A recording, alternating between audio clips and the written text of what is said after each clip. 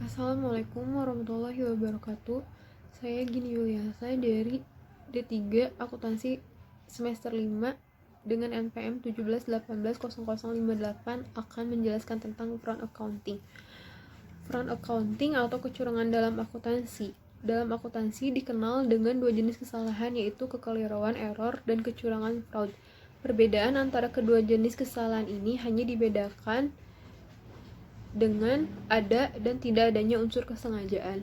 Dalam dunia akuntansi, fraud merupakan tindak kecurangan yang dilakukan secara sengaja oleh satu orang atau lebih. Tindakan fraud ini bisa terjadi pada suatu manajemen yang dilakukan secara langsung atau melalui pihak ketiga.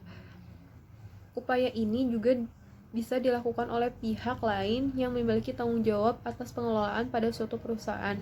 Dalam tindakannya, fraud akan memanfaatkan suatu kebohongan yang bertujuan untuk mendapatkan berbagai keuntungan secara tidak adil.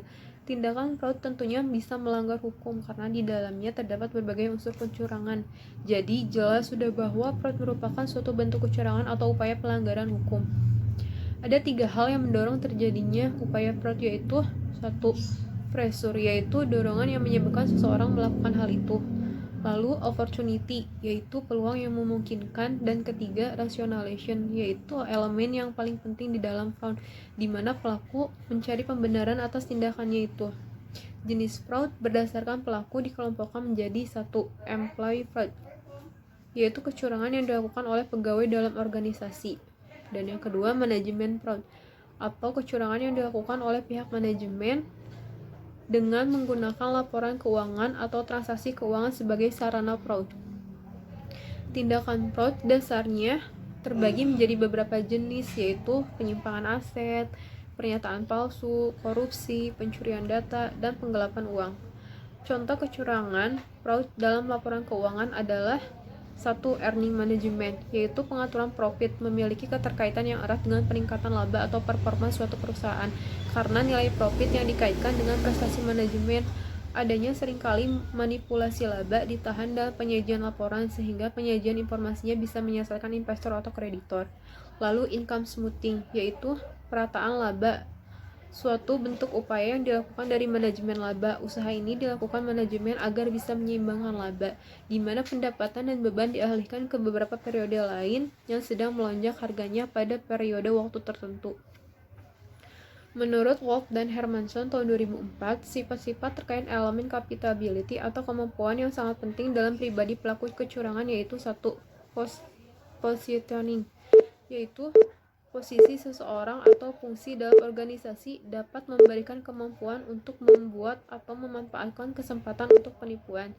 Yang kedua, intelligensi dan creativity, yaitu pelaku kecurangan ini memiliki pemahaman yang cukup dan mengeksploitasi kelemahan pengendalian internal dan untuk menggunakan posisi atau fungsi dan akses berwenang untuk keuntungan terbesar. Lalu ada confidence atau ego. Individu harus memiliki ego yang kuat dan keyakinan yang besar agar dia tidak akan terdeteksi.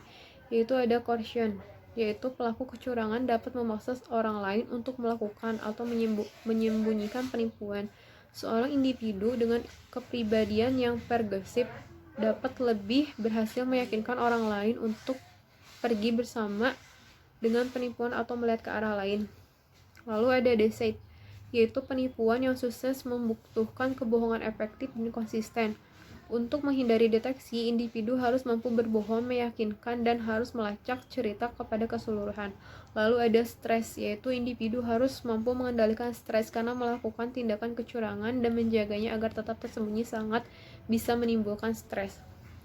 Lalu cara untuk mengatasi fraud yaitu memiliki sistem pengendalian yang baik, menghambat terjadinya kolusi, mengawasi karyawan, dan menyediakan saluran telekomunikasi untuk pelaporan fraud, menciptakan gambaran hukuman yang akan diterima, bisa melakukan fraud, dan melaksanakan pemeriksaan secara proaktif.